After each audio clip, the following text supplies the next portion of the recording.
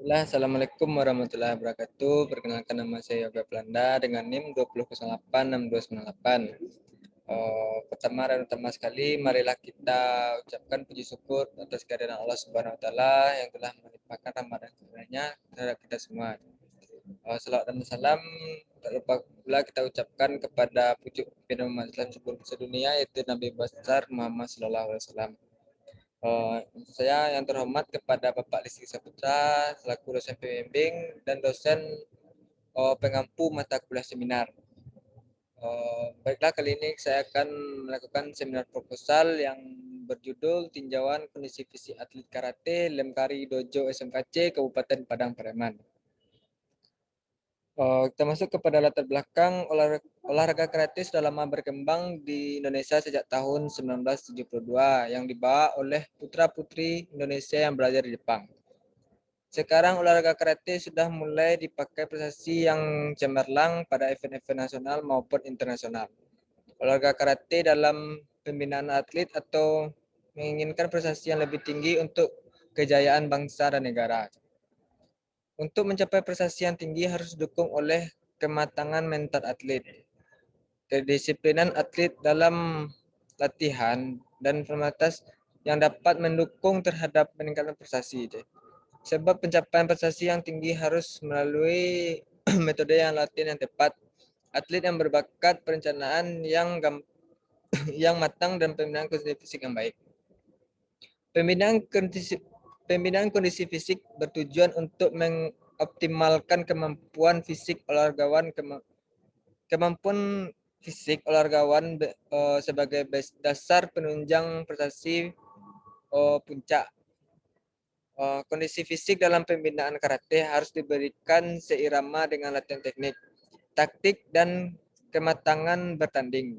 Karena pertandingan secara umum adalah sarana untuk melihat sejauh mana hasil pembinaan yang dilakukan untuk membuktikan apakah program latihan yang tepat, sehingga melalui hasil pertandingan dan evaluasi untuk memberikan program latihan sesuai dengan yang diinginkan atau yang dicapai.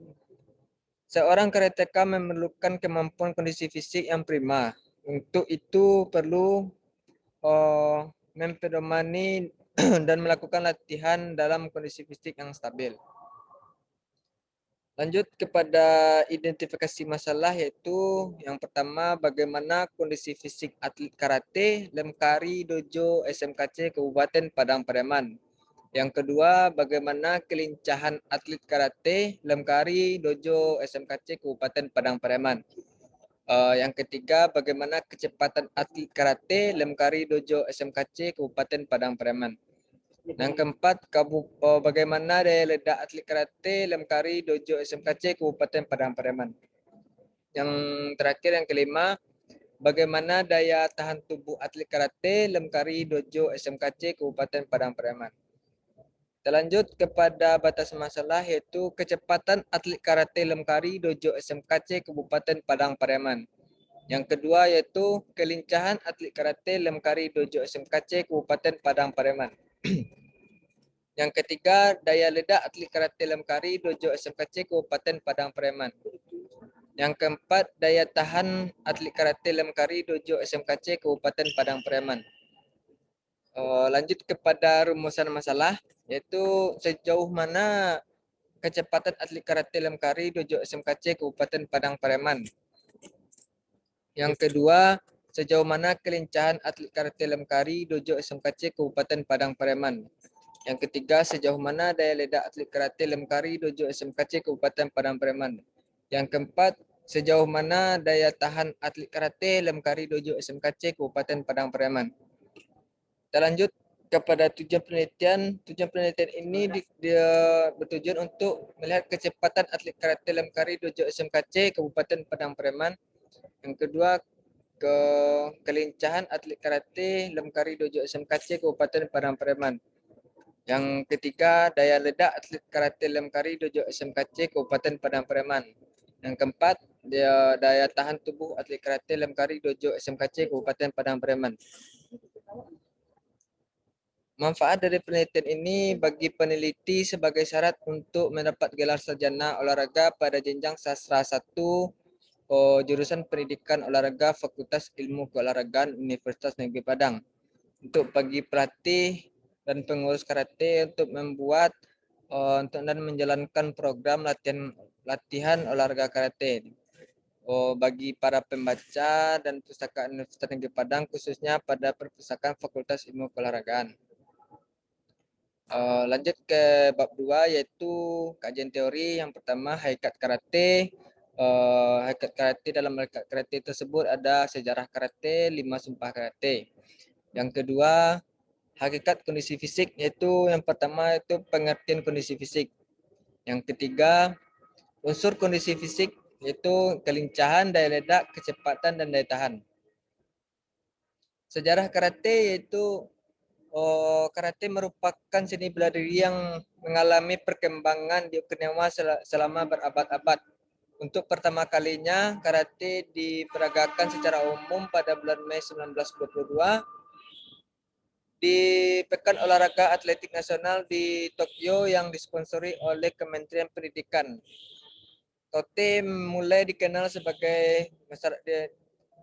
oleh masyarakat umum sebagai karate jutsu pada tahun 1929 oleh Gikin Funakoshi mengambil langkah-langkah reformasi di dalam perjuangan untuk dan pantang mundur untuk merubah karate menjadi karate do. Yang masuk kepada 5 sumpah karate yaitu yang pertama sanggup memelihara kepribadian, yang kedua sanggup patuh kepada kejujuran, yang ketiga sanggup mempertinggi prestasi, yang keempat sanggup menjaga sopan santun, yang kelima sanggup menguasai diri. Kita masuk kepada hakikat kondisi fisik. Kondisi fisik menurut Safudin dalam dasar-dasar kepelatihan olahraga tahun 1999 halaman 23, kondisi fisik berasal dari kata kondision yang berarti keadaan, sedang secara definisif yaitu keadaan fisik atau tubuh dalam psikis setara kesiapan seorang atlet terhadap tuntutan-tuntutan khusus dalam suatu cabang olahraga. Lanjut, kelincahan juga merupakan dalam bergerak dan kecepatan suatu dengan situasi dan kondisi gerak yang akan dilakukan. Dalam hal ini, kelincahan tahun 1976 mengemukakan bahwa kelincahan merupakan sekelompok otot untuk bergerak dengan fungsi motorik tinggi yang sangat tergantung dari masing-masing individu. Termasuk menurut Anna Rino tahun 1976, daya ledak adalah berhubungan dengan kekuatan dan kecepatan konsentrasi otot dinamis dan eksplosif dan mengakibatkan pengeluaran kekuatan otot maksimum dalam suatu durasi waktu pendek. Kita masuk kepada kelincahan, kecepatan diartikan sebagai kemampuan untuk melakukan gerak sebanyak mungkin dalam waktu tertentu. Secara fisiologis, kecepatan diartikan sebagai kemampuan yang berdasarkan kelentukan atau flexibility. Kita masuk kepada daya tahan. Secara sederhana, daya tahan dapat diartikan sebagai kemampuan menghadapi kelelahan. Wenix dalam Safruddin tahun 1992 halaman 67 mengartikan daya tahan sebagai atlet mengatasi kelelahan fisik, psikis atau mental. Dengan demikian daya tahan dapat diartikan sebagai kemampuan tubuh untuk mengatasi beban latihan tanpa menyebabkan kelelahan yang berarti. Kita masuk kepada kerangka konseptual. Yang pertama yaitu kondisi fisik, kelincahan, daya ledak, dan kecepatan. Dari keempat kerangka konseptual tersebut, maka muncullah teknik tangkisan yang maksimal. Berdasarkan kajian teori dalam kerangka konseptual di atas, didapatkan hipotesis sebagai berikut. Yang pertama adalah bagaimana kelincahan yang dimiliki atlet karate do Dojo SMKC Kabupaten Padang Pariaman. Yang kedua, bagaimana kelincahan yang dimiliki atlet karate Lemkari Dojo SMKC Kabupaten Padang Pariaman. Yang ketiga, bagaimana daya ledak otot tungkai yang dimiliki oleh atlet karate Lemkari Dojo SMKC Kabupaten Padang Pariaman. Yang keempat, bagaimana daya tahan aerobik yang dimiliki atlet karate Lemkari Dojo SMKC Kabupaten Padang Pariaman. Baik, kita lanjut kepada bab 3 yaitu metode penelitian. Dalam metode penelitian ini, yang pertama yaitu jenis penelitian. Jenis penelitian penelitian ini adalah bersifat deskriptif yang bertujuan untuk mengungkap suatu apa adanya. Yang kedua yaitu waktu dan tempat penelitian. Yang pertama tempat penelitian yang dilakukan di perguruan karate Lemkari Dojo SMKC Kabupaten Padang Pariaman. Yang kedua adalah waktu penelitian. Penelitian ini dilakukan setelah seminar proposal dan setelah disetujui oleh dosen pembimbing dan dosen penguji. Yang ketiga, populasi dan sampel. Populasi dan sampel dalam penelitian adalah seluruh atlet karate yang mengikuti latihan di Dojo SMKC Kabupaten Padang Pariaman yang berjumlah 30 orang. Sampel ditetapkan atlet putra sebanyak 18 orang dengan teknik pengambilan sampel yaitu group shift sampling. Yang keempat adalah jenis dan sumber data. Yang pertama yaitu jenis data deskriptif, primer, dan sekunder.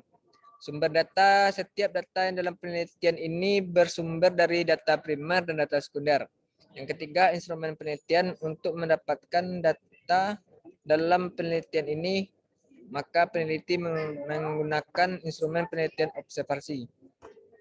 Yang kelima, teknik pengumpulan data, kebugaran jasmani dan tes dan wawancara. Kita masuk kepada teknik analisis data. Setelah semua data berhasil dikumpulkan, kemudian diolah.